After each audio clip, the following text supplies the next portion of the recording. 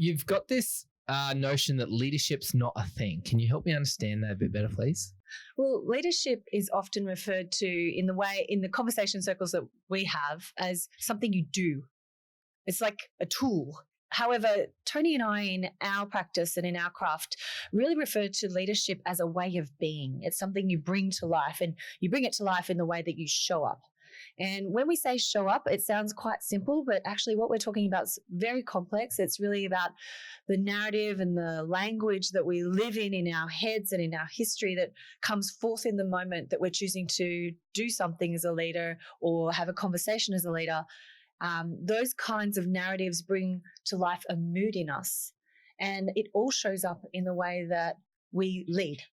The other premise that we come from is that, in this notion of leadership's not a thing, is that we principally work with human beings in the roles of being a leader.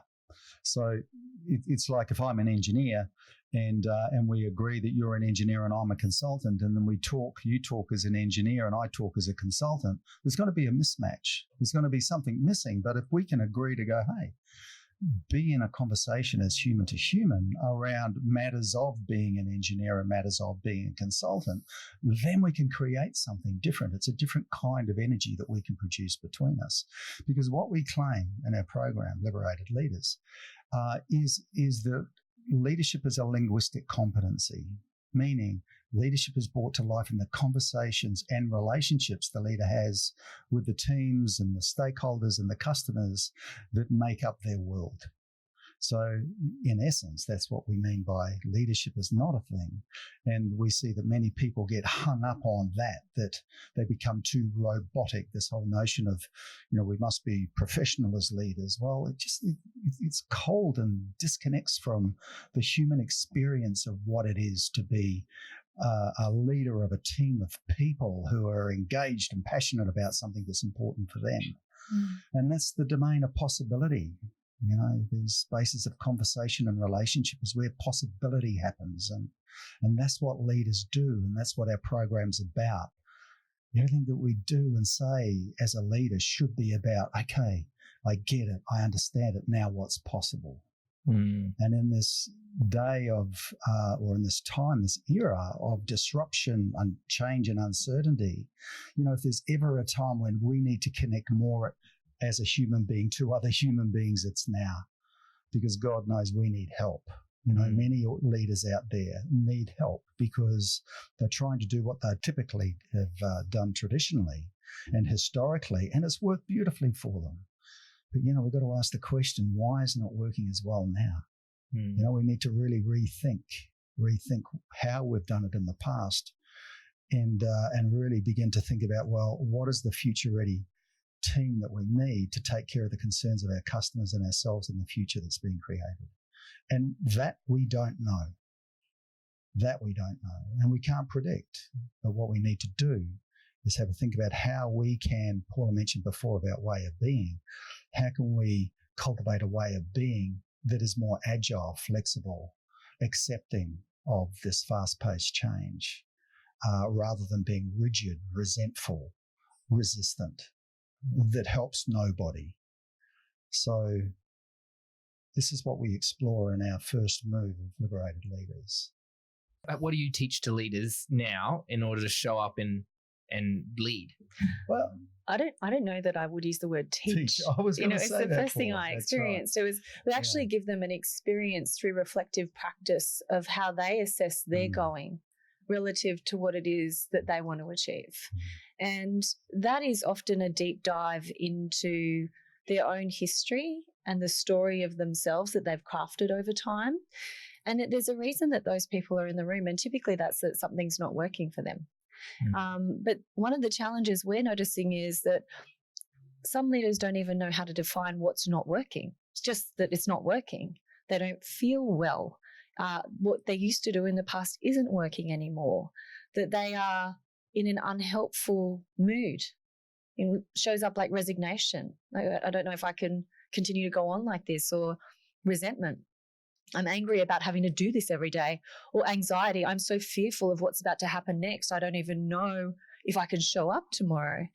So we encounter leaders mostly in that space. And what we help them do is uncover the story of themselves that has brought them to today, and to reveal behind that the concerns that they've been taking care of up to this point in their career and the standards that they've adopted somewhere along that pathway, and to have them really question as to whether or not the standards, the behaviors, the practices, and the recurrent narratives that they're telling themselves are going to help them get to the place that they want to go as a leader.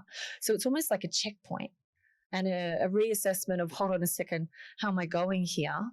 And is what I've been and is how I've been doing it going to serve me in the future I want to create? You can't teach that, and it takes time. I would say that is the one lesson that we've been reflecting on more recently, is that about a year is just enough to really start to make progress.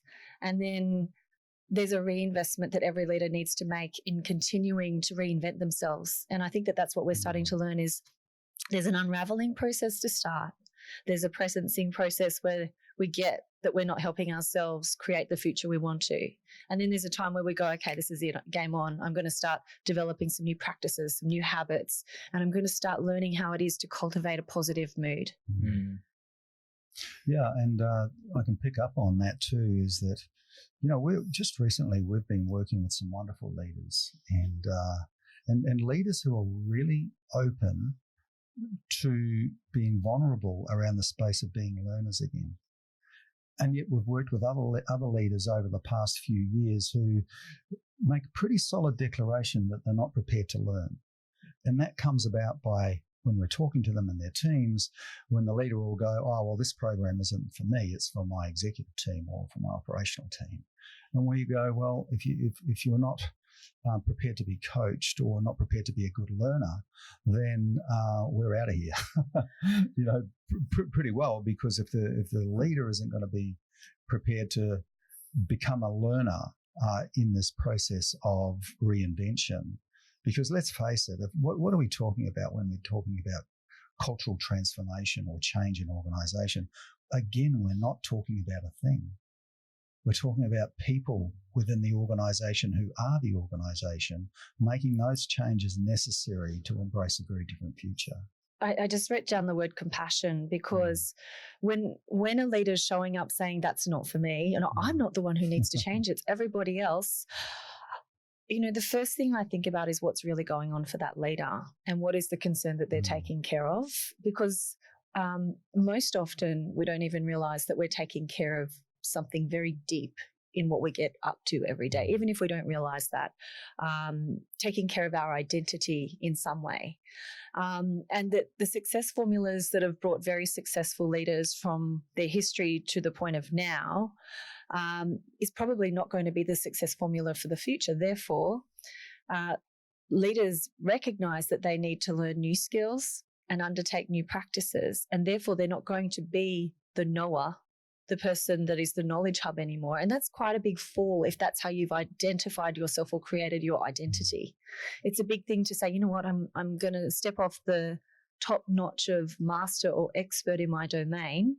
And we particularly talk about professional domains where we encounter very experienced technicians who may have somehow adopted during the course of their career the role of leader, but not necessarily built all of the skills and capabilities that enable them to enable their teams to be what their teams have to be for the future.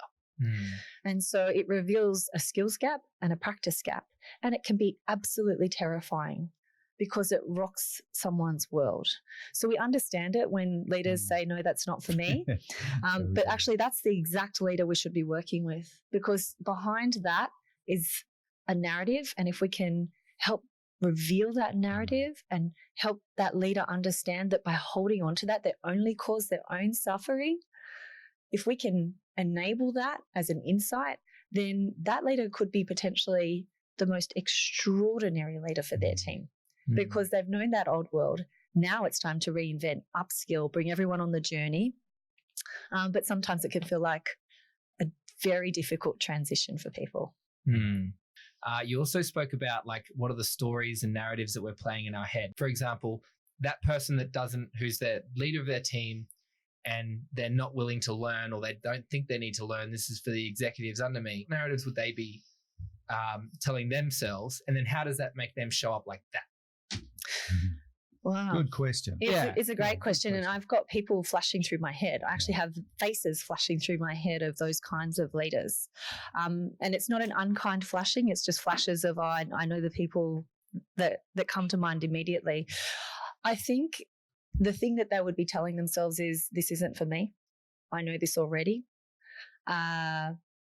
This is for everybody else. It's not me that has the problem. This isn't the way I like to learn. So what we're talking about here, Jack, is a blindness. Now, whether it's contrived or whether it's genuine, there's a true blindness and a true opposition to learning when a leader shows up as not wanting to evolve themselves. And that can be a front. And if I dug behind the front, or if we dug behind the front, what you'd probably find is a space of deep vulnerability or fear or concern, or in the past, anger or disappointment. And that is the place where you can start to help the leader really shift, when you start to work more in that emotional domain behind the story. So when we say a story, it's not always overt. It can just feel like, I don't need to know that. It's covert. It's just, I know this already.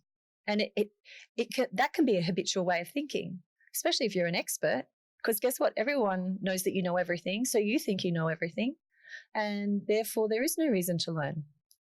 But in this age of digital disruption and with the pace of change that's happening, you can't afford to do that as a leader anymore. You must be able to reskill, upskill, and create a condition for your team to do the same.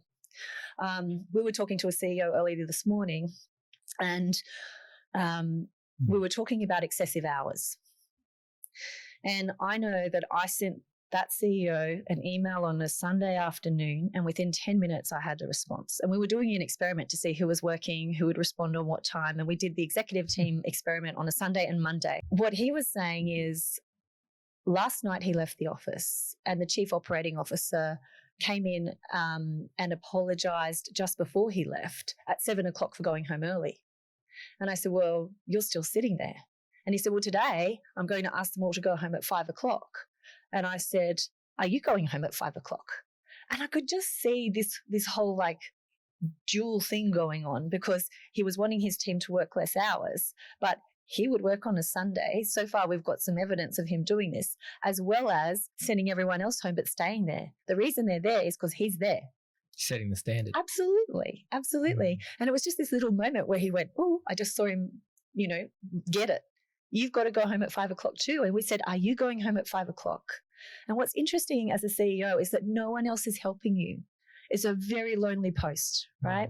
And Tony and I love coaching to that level. We kind of become an ally for them in some ways.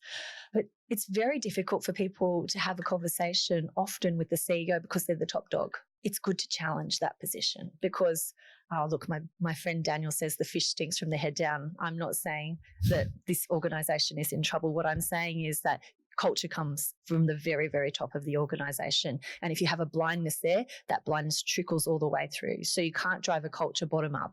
It's both. It's bottom up and top down. And we've got deep experience of it has to be at the top. I want to contribute to that too, but I want to go back about a minute or so. And it's around, leaders being great learners that we absolutely advocate for. In fact, it's foundational, we believe, for leaders to embrace that declaration. Sometimes when leaders can't lean into the space of being a learner, their identity is at stake. They've built a very, very solid career around what they know in terms of practices and skills and sensibilities. And, they've got the winning formula. But you see, this social era, or this era that we're working in now, is going to trip everybody up. Because it doesn't matter how good we were in the past, that doesn't define how well we need to be more agile and flexible in the future that's being created, because we see leaders up against some very, very complex complex problems and breakdowns and issues and concerns that, what we're labeling as complexity is different for every organization. And not all of us, and I don't know one person who can say, I'm all over what's going on in my business. I've got the answers for everything, and I know how to engage people at the same time. I'm not hearing that at all. Well, we're not. We're hearing something very different. We're hearing the moods of anxiety, resignation. What the heck do we do? There's so much going on. We're so tired. We're so fatigued. We've got so much on our plates. So, I really get it when leaders say that, oh God, learning, because it's just another thing we have to do. And yet, if they stop and think about the impact of not leaning into being a leader learner and the impact on their team and their customers, and then when that's revealed for them, they go, oh my God, okay, I can see what I need to do now. I can see what narrative needs to change. I can see how my mood has been impacting, the team and the rest of the organization. That's when magic can happen. That's when possibility can begin to flourish. The moment that leader has that insight, has that shift in what we call way of being, everything's open for change from that point forward. Instead of showing up at anxiety and resignation, what's the best way for a CEO to show up for their company? There's no precise thing how leaders should show up because we're all different, right? But one thing that we should be focused on is accepting what's going on. Really opening our eyes up and understanding the context in which work is happening in the workplace and what's going on for people. And really, even making requests of those people that they trust to go, hey, what do you see that's happening that I might not be seeing? Starting to get a deeper sense of what's going on and how people are impacted. Because, we see a lot of leaders who are out there, as Paula said, we were talking to a CEO today, but we talk with many, many leaders. But, what happens in the workplace, there's a connection from what happens in the workplace if people are overworked and anxious and resigned right back into the family unit. It's not just isolated to the workplace.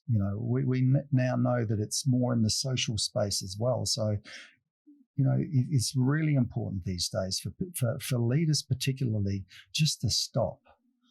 Just to get off this crazy bus that many people are on and just stop and reflect for a moment. Hold on.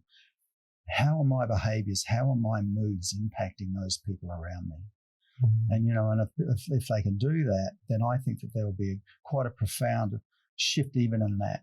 And so when we're talking about way of being can be interpreted as the narratives that we have or the story that we have about what's happening now, the mood that produces, and how we show up. Paula spoke about that before. Now, how we show up, are we showing up as tired and fatigued and, at the end of our chain and resigned, so, hope is not possible? Or are we showing up something different that, people can get a sense of, hey, I'm following this person. I trust this person's intuition and, their leadership. It's taking us somewhere. So it's the way leaders show up in this domain in terms of how to navigate this complexity is instilling hope in people that it's going to be okay. Whatever we are up against, it'll be okay. One thing that comes to mind when you say that, right, of showing up in a good mood is when I think about it, I can think back of 2 times when I've been in the ultimate mood. Like I feel good. I feel like I can crush anything. And then you can obviously think about the bad times in life where it's not so good and you're feeling down, depressed, anxious. Like in my head, like that's your way of being and showing up in its extremes. And obviously there's a spectrum, but you're always in some stage of that. You may not be on the ends of the Richter scales, but you're showing up in a way. And I suppose as a CEO or a leader of a team, like the more pressure you have on you, it's much easier to have that weight on you to show up on the worst side of, all those bad emotions and, the stress and everything that shows up. So yeah, I can really understand that of how you're showing up as a leader, but then also how do you show up at home? Like leadership is not a thing. That makes sense. Yeah. When you say that makes sense. Yeah. I think what's been interesting for me is just recently revealing the deep relationship between quality of thinking and emotions and moods. And that we become blind like a fish in water as to what our repetitive thinking patterns are and how deeply they affect our moods. And, for example, something happens, and in the past I've had the same thing happen.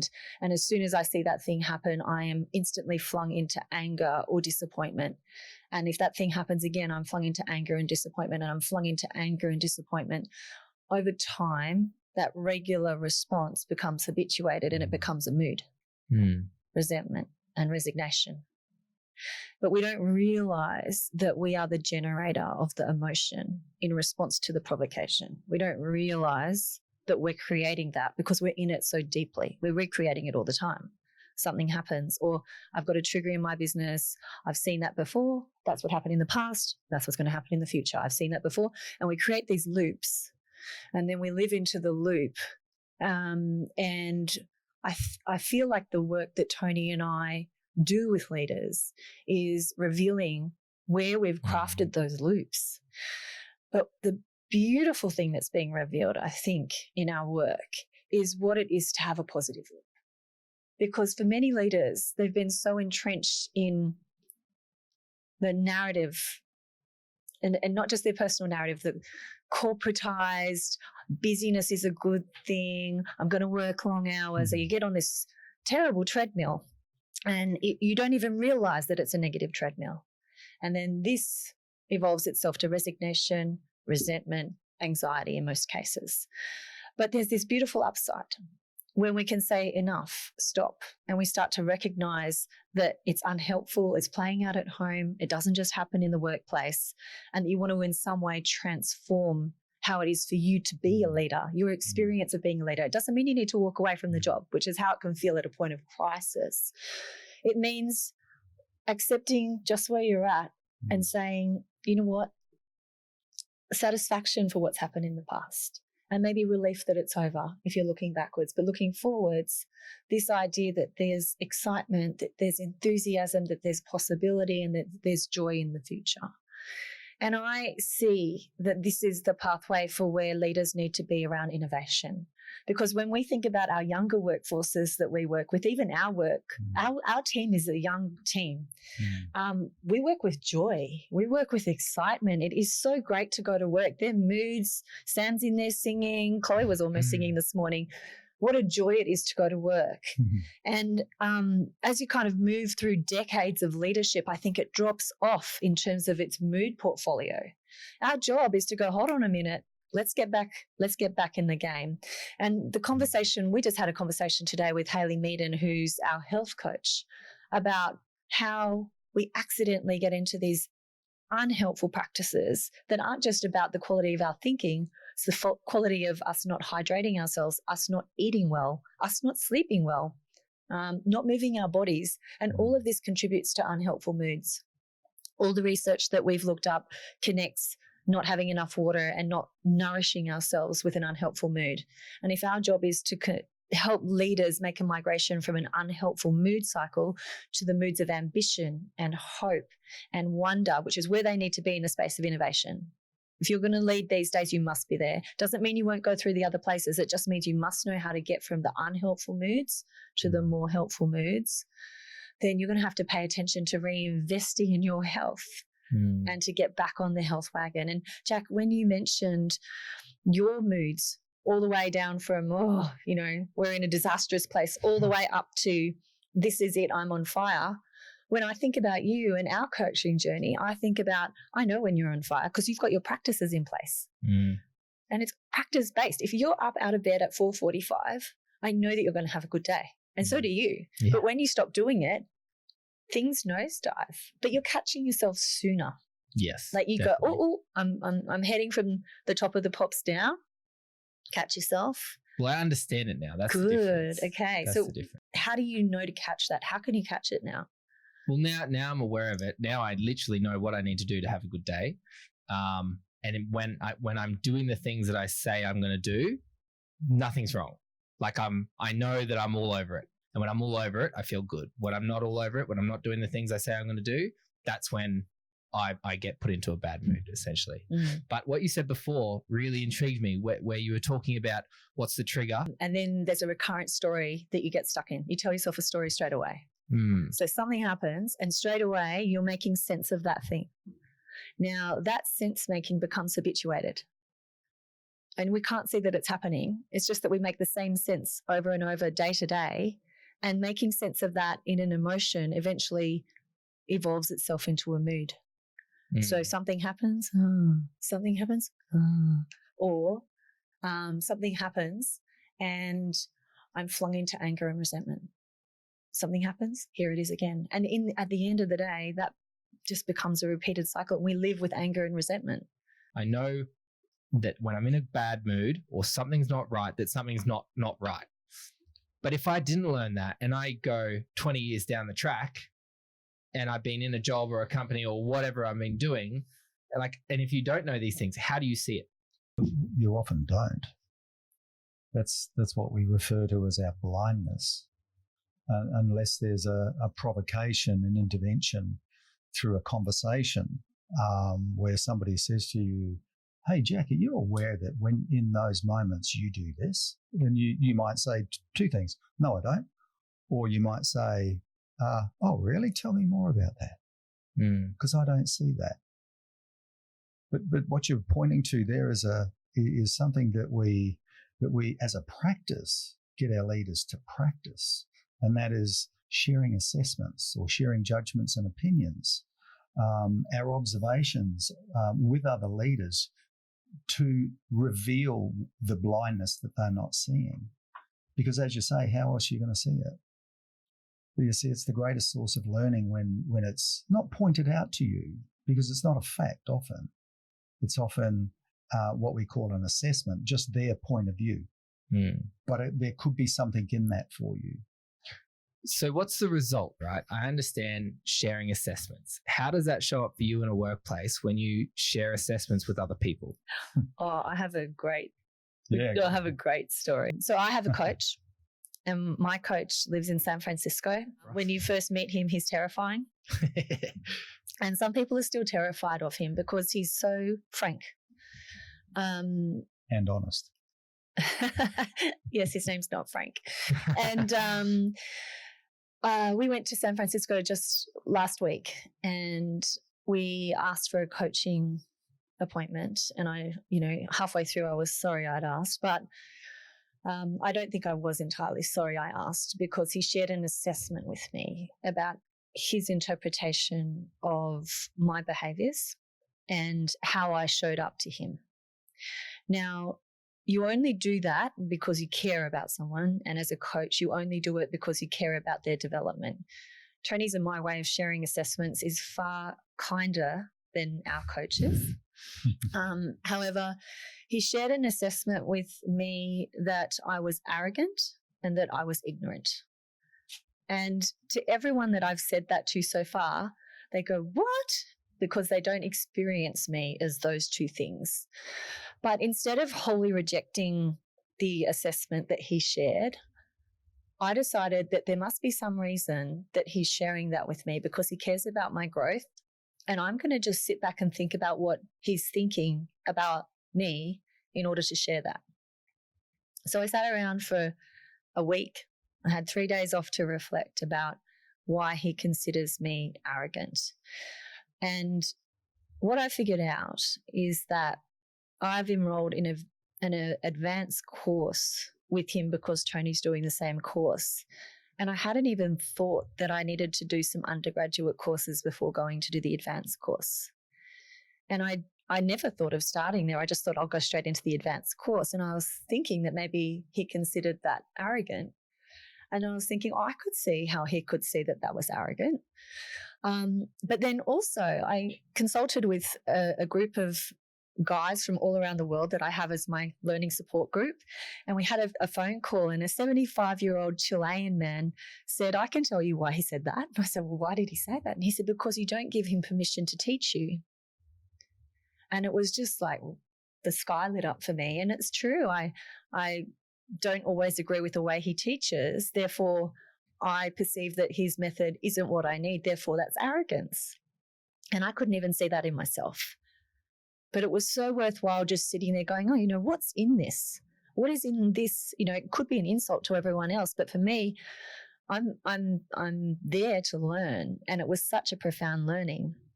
And the ignorance that he refers to is me being a little bit too busy in the business to be scanning the world and what I need to learn from the world. And he knows for me that if I start to read the world more, that I can be more powerful as a coach.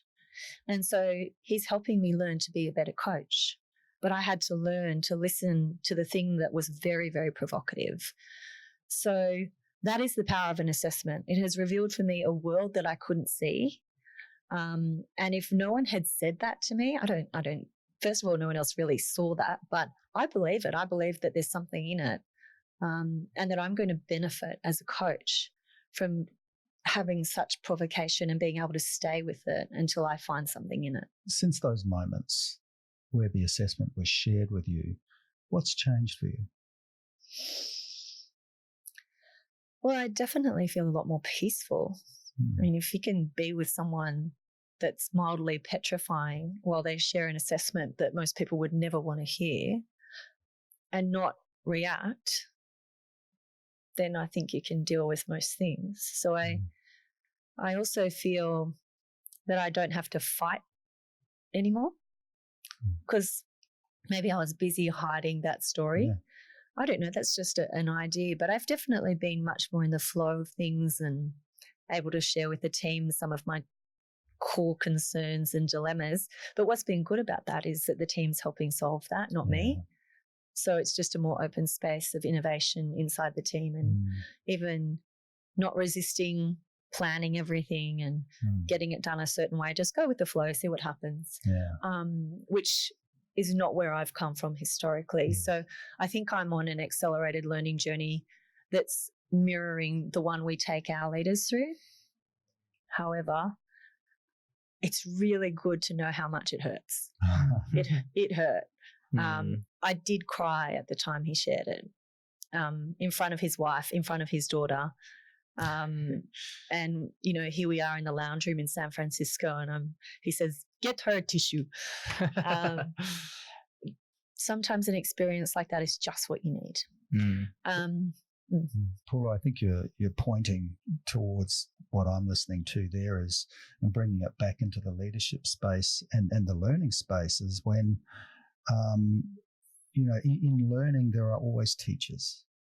Teachers not so much in the traditional sense of I'm going to teach you something, but more in the sense of I'm going to offer you something that might reveal something for you.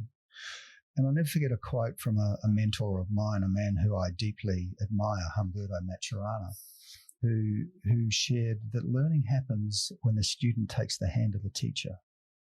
And learning doesn't happen when you don't take the hand. And so I think, bringing it back into the domain of learning and our foundations program at Liberated Leaders is that we create those conditions of safety and deep, deep care where we can have those conversations that really matter, but more importantly, reveal our histories so that we can transform our futures. Yeah. Could I share another story? Just because I'm so provoked by that. We don't share assessments like our coach shares with us. We ask permission, and it's usually we would say, and we would coach people to always ask permission before sharing one. A couple of years ago, I had a coachee that I would say nicknamed Motormouth. Honestly, just spoke and spoke and spoke and spoke about the same old stuff. And honestly, as soon as he started talking, you could see the whole group just go, oh, here we go. We're in for a monologue. I know a few of those. Exactly, right? You know a few of those, right? And so as a coach, there's always a time where you choose to share the assessment. However, one of the things that we do inside our leadership program is we set our leaders up with an activity where they're asked to go and speak with certain people in their team and to make a request of them to undertake an interview where they're only allowed to ask questions. And the questions are intended to provoke the person asking the question, and the person asking the question cannot defend, refute. They can only ask the question, and they just have to listen to the answers. that was a very insightful experience for this particular coachee, because he got some feedback, but I still felt that his team were walking on eggshells because he was the power broker. It's very difficult to say to your boss, you just don't listen. And because you don't listen, I don't want to tell you anything because you're always busy telling me about your version of things. So in our coaching session, I asked if I could share the assessment. And I shared it straight down the barrel, almost like that. And I played for him what I saw happen in the group when he started to talk, how long those monologues could be, and that they were frequently focused on what he did well and what other people didn't do well, and how that came across to the group. And it was difficult for him to hear.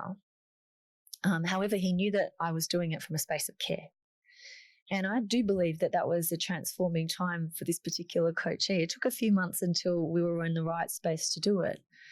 But when someone cares enough to deliver that well, then it can totally rock and change your world. If you are in a reporting structure where that's happening above you, it's often hard to deliver it. So you might be looking for some feedback from peers or other people in your horizontal networks that might be able to help you see what you can't see about yourself, which is relating back to your other question. How do you know that you're stuck in one of these places? You don't. And so if you were able to take something from this conversation, is go and start asking people a series of questions about how they perceive you. What's working in the way that you're leading them at the moment, and what's not working well? What's a particular habit that tends to distress or impact them as a performer? And how does it impact them? And can you share some more about that? Because I'd really like to understand it. Where else do you see this happening? So any questions that you can start to ask to get a read on yourself in the world would be a good way for you as a leader to start revealing your unhelpful habits and patterns. So there's a few things I'm hearing here. There's the notion of sharing assessments, and this is in a team environment, sharing assessments with other people in your team, receiving assessments. If you're hearing an assessment from somebody that is provoking you, how do you take that on and actually listen to it? Yeah. And then also, whilst sharing assessments, you can obviously do it in a good mood, or you could do it in a really shit mood, which wouldn't give you the desired outcome. Okay, so I want to interact with that question first off by saying is that this is an advanced skill to do it well. It's not something that we advocate for. Just go and have this conversation, go and, share an assessment, with how you're feeling or what you're observing about somebody else, because if there's no way of being work involved, it can be used as a weapon, and weapons hurt. What do you mean? What do you mean by that? Well, the mood could be wrong. So it could be, the right conversation in the wrong mood. Therefore, it's the wrong conversation. Can we play it out, Tone, quickly, just so everyone gets a sense of that? Sure. So, Tony, I have an assessment. I'd like to hear it. The way that you spoke to the CEO this morning was completely out of line. Well, I'm listening to that as an assessment. It could be grounded or ungrounded, and it's your assessment. And I give you authority to have that assessment about it. So I shared that in the mood of resentment. How are you feeling right about now? Yeah, a little bit pushed into a corner with it. It's coming across as that it's a fact, not an observation or a perspective. Yeah, and that's using it as a weapon, Jack. And so, this is why we say with caution and with training and practice around sharing assessments. I'd like to share another story about a team that we were working with, where we did do a lot of way of being work and built this team up over a period of 3 months to be able to share assessments within the team context. Because as we know that life as a team, particularly as a senior leadership team, can be at times volatile in terms of if you don't have the skills to be able to share your concerns and grievances with people, then it can get very edgy, and often people won't have those conversations. So we gear teams to have those conversations. So we're at the final couple of weeks of working with this team for 3 months, and we've done extensive work on preparing them for having and sharing assessments in public with each other. And anyway, one of the guys who was on the team hadn't actually completed a number of the activities that we had asked them to complete. And anyway, so when it got back to the team, I was asking him, so what happened about that? He says, oh, well, I got busy and, this happened and that happened. I've gone, okay, flick it over to the team. Okay, team, what do you say about that? Well, anyway, one guy came straight out of the blocks and said, well, I've got an assessment about that. And anyway, he went in and did an absolutely magnificent job in sharing the assessment that didn't appreciate him not meeting his commitments because it reflects poorly on the team. And what are you going to do about it next to clean that up? It was so powerful, but not provocative, that he's gone, oh my God, I can now realize what I've done and how I've impacted the team. I'm so sorry. So there was a beautiful apology there. Mm-hmm. But I guarantee that guy will continue to deliver when there's team commitments from that point forward.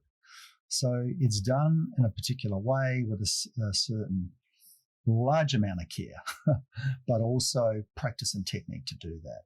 And that's what our first move in our foundation program is all about, starting to work with people to build trust, to understand moods, to understand the narrative that they're living in, particularly those that don't really work for them, may have worked at some part of their life, may not be working well for them in the context of leadership now.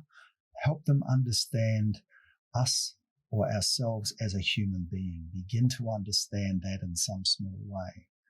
So that's really the first move of our foundations program, which really drops people into a big inquiry about themselves and their history and their behaviours, their moods, their existential moods, their existential, stories that they've been telling them about themselves, and really asking them, hey, it's got you to here so beautifully, but is it going to get you to the next period of your life? And so that's the space of transformation. So what it makes me think of is, at the moment we are working with two different teams, and one's a team that's been together for a long time with some newcomers, and one is a brand new team. And it doesn't take a new team very long to start to have stories or judgments about each other, and for things to start to fall apart when the pressure comes on. And for both teams, we have sat with everyone one-on-one and had a conversation, and then brought the team back together to share here's what you say about each other. Now, the interesting... sharing assessments. Well, they share assessments with us. Right. First, one-on-one with us. And then we put it all together, and then we play back, here's the story you're saying when you're talking to us, but it's the story you can't share with each other yet. And what I love about the idea of each leader embarking on a journey alongside the other leaders in their own team is that the team adopts a common way to be able to have what used to seem like impossible conversations, because they have a shared language and they have a way to say, hey, is it a fact, or is it an assessment or a story? What's going on behind that? What standard of yours am I not meeting when I don't do that thing? So that they can cut right through what can feel like something being offensive or a non-discussable into everything's up for discussion here. It's the way that we discuss it. What's interesting is when you sometimes share back that view that's shared with Tony and I to start, it's very provocative and people think, I could never talk about that. But honestly, 3 months after the revealing of the personal narrative for each person and bringing the shared language together as a team, they can begin to talk about almost anything with each other, and really then get on with the business for the organisation that they're in, rather than the business of opposing and fighting with each other and having views and judgments and all the messy parts of leadership. I think a good way to describe that is, cultivating emotional fortitude, so that those conversations can be had. Yeah. And I think that if a senior executive team cannot talk about tough stuff and share the toughest of tough stuff with each other, they're not set for disruption, because that's the tough stuff. If you're busy with internal arguments, fights, disappointments, disagreements, misunderstandings, then you're giving your energy that needs to be devoted to the competitive space out there away. It actually needs to be devoted out there into the people that you're leading to service and support what's going on in a disrupted and fast-moving and complex environment, not with this infighting. Well, I like that saying is that how can you be in competition with your competitors when we're competing against ourselves as a team? You know, it's not unusual though, right? No, yeah. Not. So it's the endless horizon for leadership practice because it requires you to overcome something in yourself first. It's not about, let's use this model to correct that fault. It's not an engineering system. It's so braided in history and culture and norms that to get into that stuff requires a bit of digging around. Yes. And not everyone's up for that journey. However, when a leader in an organization declares we're going to do it, then sometimes you've just got to say yes. For the sake of what? Why would we want to share an assessment with somebody, particularly when we care? But the other side of that, Jack, is that to build trust. You know, to build trust and to restore trust when trust is broken between, you know, really important relationships and teams. Like, how does sharing an assessment build trust? Well, if I'm not going to share a concern that I have about, say, you, Jack, that happened last week, and I'm going, no, I'm not going to share that. That's going to play out in our relationship. I'm not going to share information with you. I probably won't coordinate. I probably won't invite you out for drinks on Friday afternoon. You know, that's how it plays out. I'll marginalize you. I'll cut you out of certain things because, you know, I'm not prepared. I'm concealing something from you. And in a high-functioning team, in this age of disruption, when we need everybody in the game, we say that these conversations are crucial for the dynamic of the team. I think trust is a tricky one because it's one word. And that if I asked you what trust was and I asked 5 other people what trust was, you'd all give us a different answer. And if you've got all of those different answers, then you're talking about something that's quite amorphous. So what you usually need is a way to think about it and then talk about it. And in our practice, we offer 4 ways to think about trust, or 4 assessments that really make up trust. One of those is all about whether the person seems sincere, whether their words align with what you think they're, you know, are they on board? Are they really honest with what they're say they're going to do? The second is whether they're competent. Can they do what they say they're going to do? The third is whether they're reliable, which is when they've done it in the past, have they done what they said they were going to do according to time and standard? And lastly, whether they're involved or whether they care about what's important for you. And it's really interesting when we start to work with this as a framework to assess the trustworthiness of someone, that leaders can then typically identify that, actually, it's only 2 of those things that are at stake for me. It's just that I don't think that they're sincere or involved. They're quite competent and quite reliable, or vice versa. They are sincere, they're not competent, they're not reliable, but they're involved. And when you can start to break it down into, it gets simpler. The conversation becomes accessible because suddenly I can talk about sincerity and involvement and I don't need to deal with competence and reliability or vice versa. And then I can just talk about the facts of the situation and the concern I have around it. And then you can really start to move ahead. It was interesting. We were working with a group on Wednesday this week, and this exact thing was playing out. And there was someone in the room that had an assessment of a long-term employee in an organization that had gone through a significant growth. They just opened up a new office, and this long-term employee was not delivering on what they knew they had to do. And the person in the room was mighty pissed off with them. And the more we got into it and we said, well, what's at stake here? Is it that they're not, any of the 4? Is it sincerity, competence, reliability, or involvement?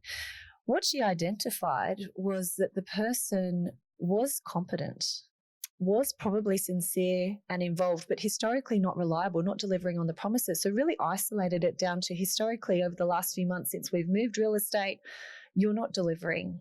And this is the impact on the end customer, and this is the impact on me. And once she started to structure that up, she realized that this conversation was actually a caring conversation. It wasn't a criticizing conversation. It was a conversation for care. And what came to the attention of the person that was about to have the conversation was, I wonder what's happening in the world of the person that can't be relied on to make commitments anymore. And what's missing for that person that has them not be able to take care of those things that they used to be able to take care of before. And all of a sudden you had a human issue in the room, not a blame issue in the room. And it was all about going back into the assessments and going back and analyzing what about trust is at stake and how do I break it down and create a way to have a conversation with another human so that as soon as we start talking, there's some shared understanding. At the end of the day, she set forth to do that. And this also goes back to in a relationship, like if you're not sharing assessments with, your partner, they might do something that pisses you off and you don't share that, what's that space creating between the two people? Yeah. So it makes perfect sense when you say leadership's not a thing. It's a linguistic skill, Dad, which you said at the start of this conversation. That's correct. Yeah. Well, correct in our tradition anyway. It might not be in others, but it's deeply meaningful for us. And that space in the relationship we call a mood. where concerns and assessments aren't shared. Yeah, because you feel that, don't you? Well, that space between is a mood. You're pissing me off in some way. You're doing something that it's not meeting my standard. And that space is created between us where there's no trust, in whatever aspect of trust that is. I will feel you. Yeah, exactly. It creates something. Away. Yeah. I will feel the reverberation of your narrative that you have about me. Yeah, that's right. It'll show up. And not only that, if Paula was in the room too, she would be going, what the heck is going on here? And we wouldn't even have to say anything. So that's what we refer to when we talk about mood. Inside a team, we call it a mood manager. Someone that walks into the room and everyone's like, where are they at? Before they decide how the team meeting is going to go, because they're the person who's dominant. When they're in a great mood and a great day, it's a great day for everyone. And when they're in a terrible one, everyone's got their head down. And so when we start to talk, we call it human speak. People go, I know that. And then the question for leaders is, when are you that? Because you don't realize typically if you are the top dog or if you've got the most power, that you are that. Because people are tap dancing because you've got the power. And so there are some questions, Jack, that you can ask people within your remit. And it's not just about the questions, about the space you create of safety for people to share that with you. Because if you've been blind to potentially an unhelpful mood that you've created as a leader, some people might not be as forthcoming with direct feedback about that.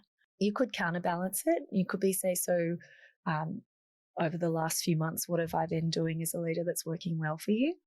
And then counterbalance it. And what are some of the things that I do in our interactions day to day that don't necessarily create a space where you're flourishing? And then follow the trail. When would I do that? Could you give me an example of that? And when that happened, what happened for you? And what was the impact? And what happened for other people around that? Because, it's beautiful if people come into this conversation and share examples of it. We have been in this situation where we've revealed it for each other and had our team come and tell us what's not working. The ultimate breakthrough. I mean, it's so courageous when someone wants to tell you, but when you can create a space of safety where you ask and you'll say, I'm listening without judgment, I'm listening to learn, then you can create a different kind of possibility for yourself as a leader and therefore the team. If you don't create that condition for people to be able to share things with you, they're going to share it with you regardless, hopefully, but it'll most likely be when some shit goes down. Yes. Something will happen and that's the moment where they share it, not in a nice, controlled, safe environment. Or they share it with somebody else. Oh, yeah. And they don't share it with you because you don't give them the opportunity or the conditions of safety to do that. Yeah. Well, it makes sense. If someone walks in and is in a shit mood, like you're not going to share something, negative about them or share something with them that affects you. You're definitely not going to do that. We don't often see the moods that we're in because we are the moods. We are a mood. Yeah. And so it's like a fish in water. Fish doesn't see the water until somebody taps the fish on the fin and says, hey, have you realised that you're swimming in water? Okay, so people know what a bad mood is. Someone says that person's in a bad mood, sure. But what is that? Like what moods are there? I think that, what a bad mood is when we close down to possibility. We resist something. We don't want to let control go. We want to control and predict rather than go with the flow. So, a bad mood can be, like when we get angry that things haven't gone the way we want them to, or we get anxious, fearful, frightened, panic, over controlling when people don't do what we want them to. And, when we can see possibility, but we deny ourselves of possibility and we lose hope, and we get into that dark, stormy mood where we're just feeling down. And when you walk into, somebody in those heavy moods of resignation, you just about feel your energy being taken from you because it's so no hope, it's dark and stormy. So other heavier moods that we often see in organizations, of course, that's not all of the moods, but they're some of the moods, heavier moods that we see, but it's mostly around opposing and resisting what's going on in their environment. And that could be including themselves, not accepting themselves. So I found it hard to understand the heavier moods when you said that. But one thing that comes to mind, an easy mood for me to understand and go, oh, okay, that makes sense to me, is when somebody does something that irritates you and you just get put in that bad mood, and it can stay with you. Now, one example would be that happened to me the other day was I was listening to my audiobook and then my partner came in and she started talking and I was so involved with this audiobook and I was just like, and I just got irritated. I pressed play and I was like, yep. And it just instantly put me in a bad mood. And that showed up and then it went sour because I was in a bad mood and I was frustrated. So like what went on there?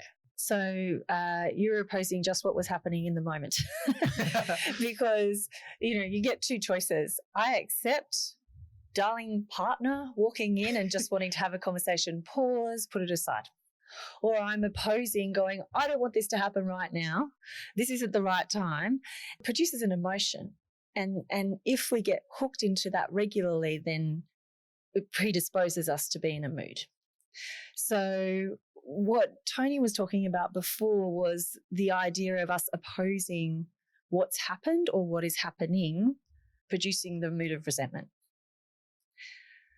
However, if we can learn to accept just what's happening, and particularly in these times of disruption where we don't know what's going to happen tomorrow, we can't predict what's going to happen, think about what's going on our planet, think about the bushfires this week.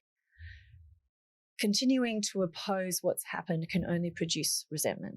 But learning to accept, and there's a real key distinction with acceptance, and it is that you do not have to like it. But at some level that by continuing to oppose it, you are going to cause yourself suffering.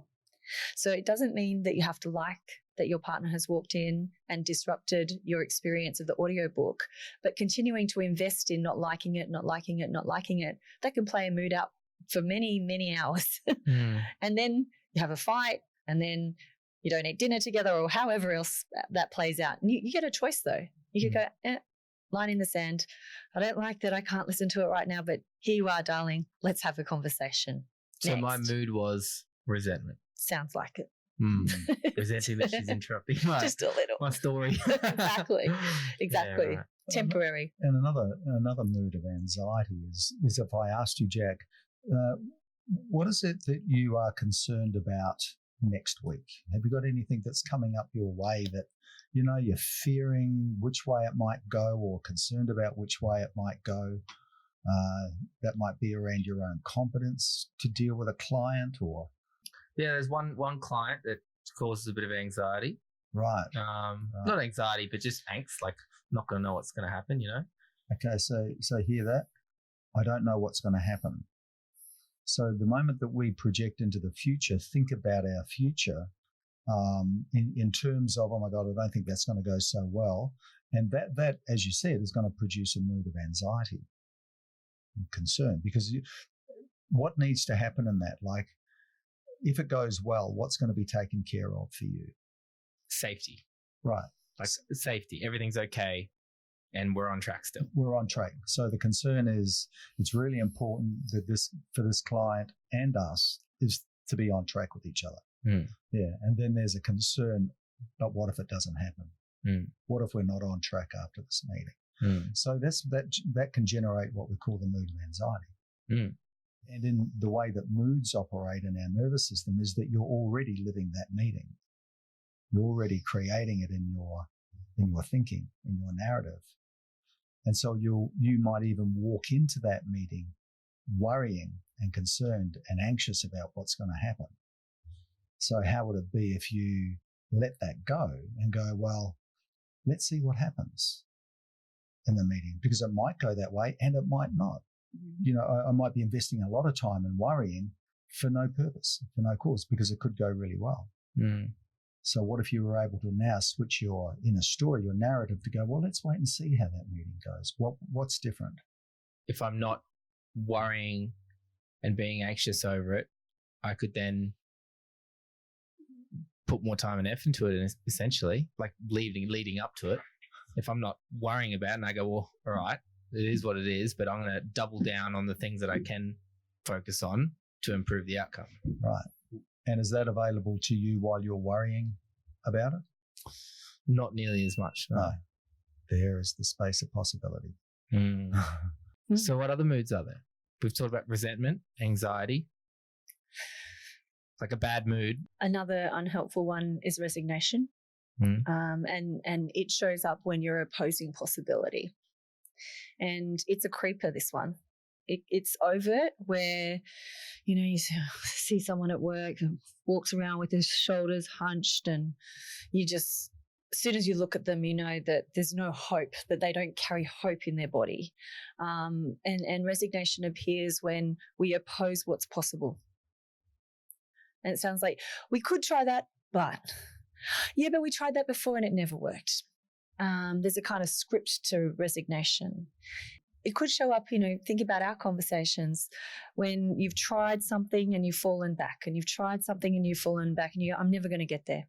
Mm. That's it. I'm just not good at keeping commitments. That's it. And you give up. Mm. And you don't give up because you don't care. You just give up because you've got a nice evidence stream and good enough history to reinforce the old thinking habit that has you go, that's it. This is just how it's going to be.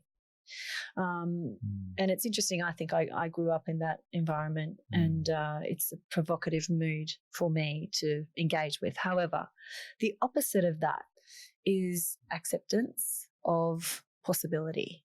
And in that, we create a beautiful mood called ambition. And it's the move to drive forward. We can do this. Let's give it a go. Here we are in a podcast suite. Let's give it a go and jump on a plane to Queensland. Make it happen. Bring Sam with us. Get Jack with his shirt on.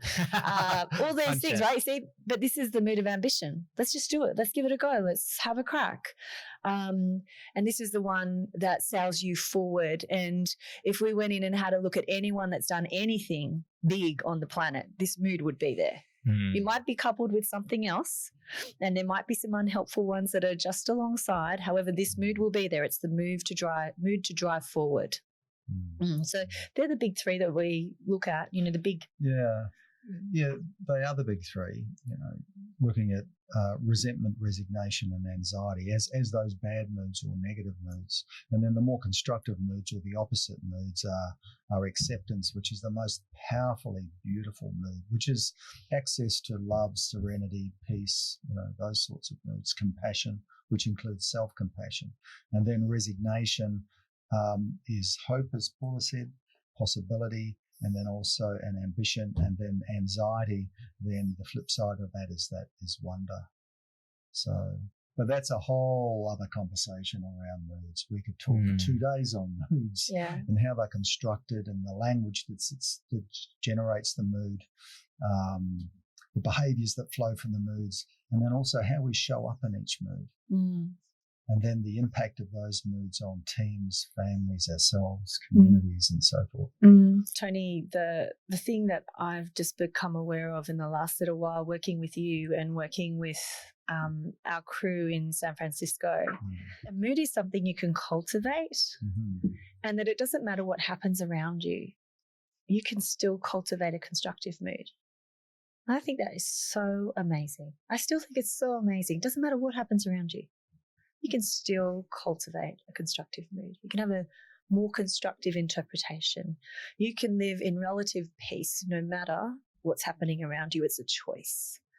I don't think I ever understood that. Despite teaching my whole life, I think I understand it at some kind of biological level now. I understand it at a place of, I have wonder about the idea of that. And it's mostly sitting in a class of, on average, I would say the class is 65 years old. Older people that have gone through their transitions in life and career, beginning to want to find peace. And I feel kind of lucky to be a younger person in that crew, to go, wow, that's amazing. We should share this.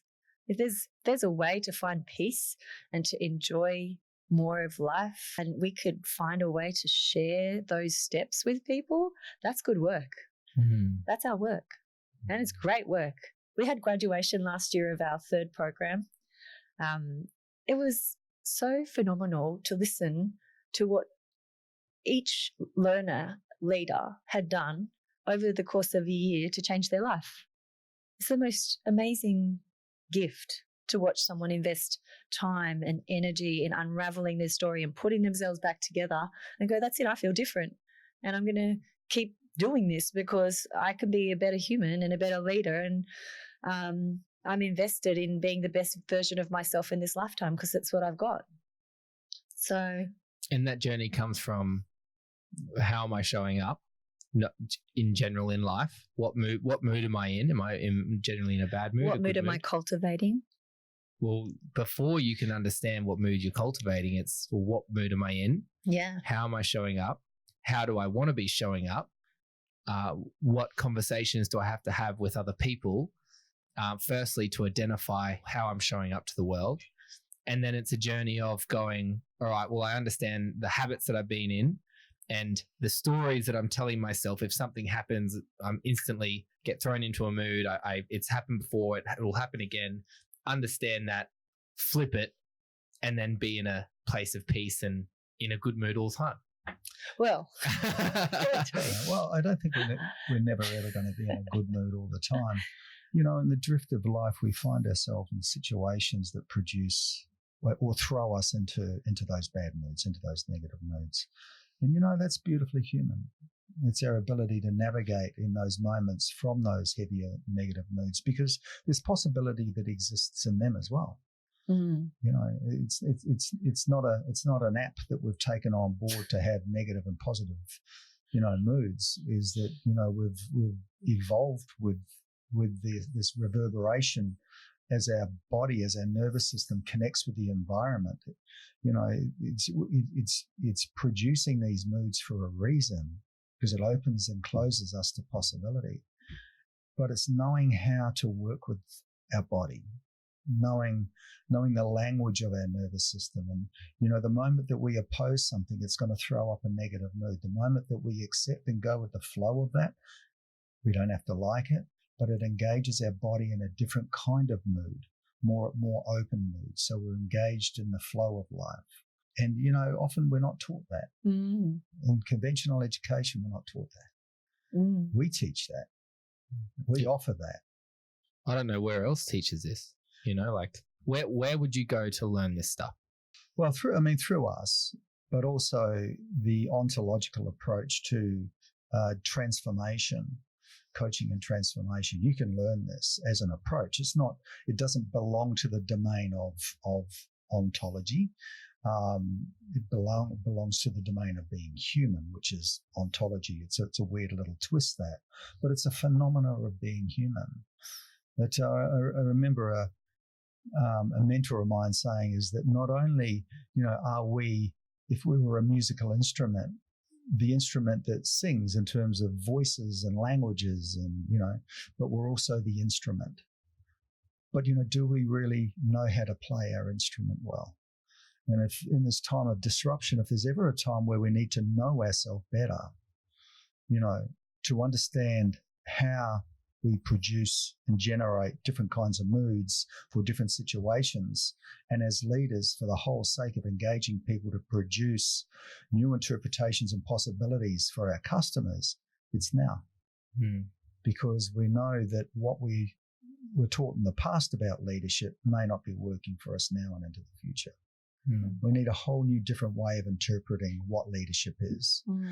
And if we're not going to understand how human beings function, move and operate, then I think that we're not going to get it. Many leaders are going to remain managers. And we don't need more managers. We need more leaders. We need more leaders to lead people through this change and disruption, because it's not going to change. Change is the constant. Digital platforms and technology is making sure of that. So, we're onto that. We're on the wave of that. And that's why we're edgy. That's why we design these conversations and practices to help people desensitize to conversations that might perturb them.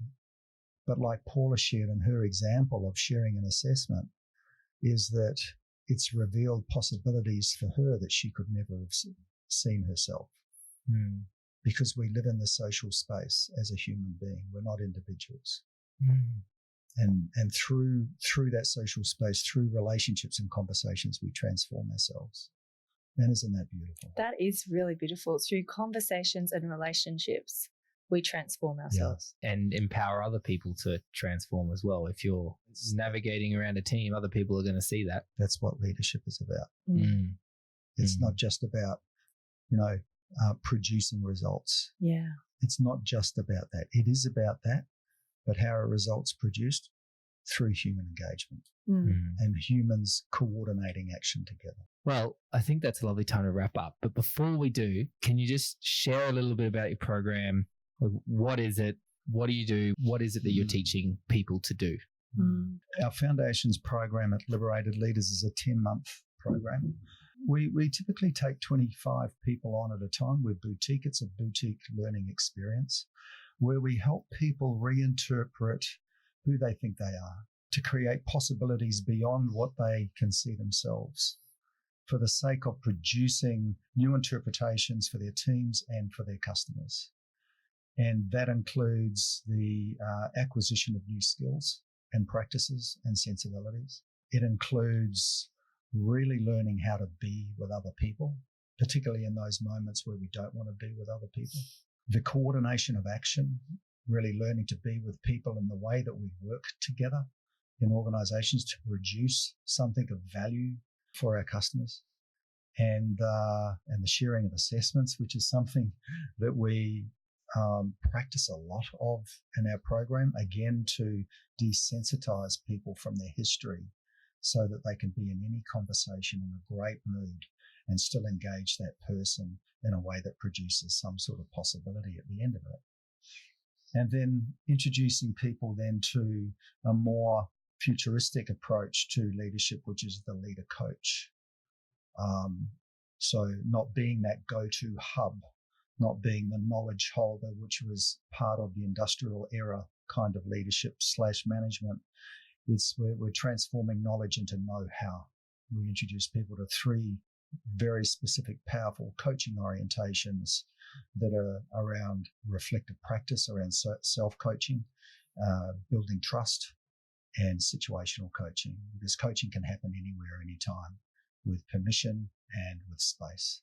We do dig deeply into habits and behaviors, and practices and skills are built. I think there's more than 40 that we build across the foundations program, and that is preceded by a one-dayer for people to put their toe in the water. It's called the Leadership Accelerator. We've done 6 of those this year, and it has been not one of them has been the same. I love that we've got the same curricula, but not one of them has been the same because we work off the group, we work with the group.